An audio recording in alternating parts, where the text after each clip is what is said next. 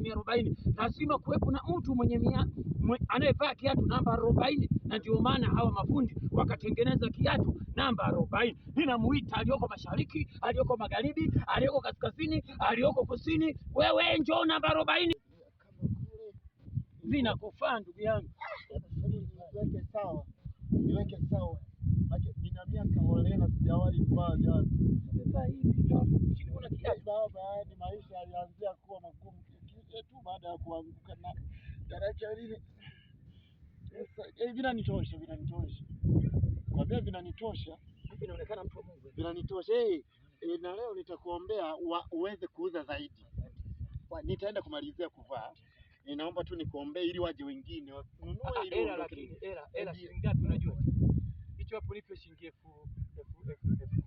11,000. Na nitakuongezea 12. Nahitaji ufanikiwe. Asante sana. Naomba hela. Mungu njia.